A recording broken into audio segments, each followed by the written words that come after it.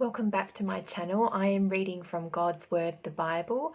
I am reading from Genesis, the first book of the Bible in the Old Testament, and I'm up to chapter 16. If you would like to start at chapter 16 with me, then let's get into it. If you haven't read the previous chapters, then there are links below in the description and you can read the previous chapters there. Otherwise, let's start at chapter 16.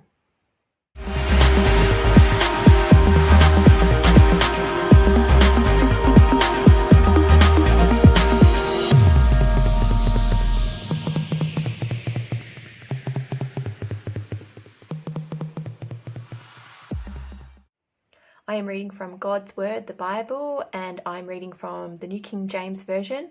We're in Genesis chapter 16, and it's entitled, Sarai Becomes Jealous. Now Sarai, Abram's wife, had borne him no children, and she had an Egyptian maidservant whose name was Hagar. So Sarai said to Abram, "See now, the Lord has restrained me from bearing children. Please, go into my maid, perhaps I shall obtain children by her." And Abram heeded the voice of Sarai. Then Sarai, Abram's wife, took Hagar, her maid, the Egyptian, and gave her to her husband, Abram, to be his wife, after Abram had dwelt 10 years in the land of Canaan. So he went into Hagar, and she conceived. And when she saw that she had conceived, her mistress became despised in her eyes. Then Sarai said to Abram, "My wrong be upon you.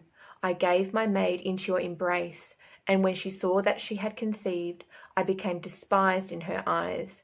The Lord judge between you and me." So Abram said to Sarai, "Indeed, your maid is in your hand. Do to her as you please."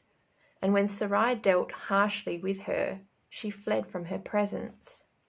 Now the angel of the Lord found her by a spring of water in the wilderness, by the spring on the way to Shur. And he said, "Hagar, Sarai's maid, where have you come from, and where are you going?" She said, "I am fleeing from the presence of my mistress, Sarai." The angel of the Lord said to her, "Return to your mistress and submit yourself under her hand." Then the angel of the Lord said to her, "I will multiply your descendants exceedingly, so that they shall not be counted for multitude." And the angel of the Lord said to her, "Behold, you are with child, and you shall bear a son. You shall call his name Ishmael, because the Lord has heard your affliction. He shall be a wild man. His hand shall be against every man, and every man's hand against him, and he shall dwell in the presence of all his brethren." Then she called the name of the Lord who spoke to her, "You are the God who sees." For she said, "Have I also here seen him who sees me?" Therefore the well was called Beer Lahai Roi. Observe, it is between Kadesh and Bered. So Hagar bore Abram a son, and Abram named his son, whom Hagar bore, Ishmael.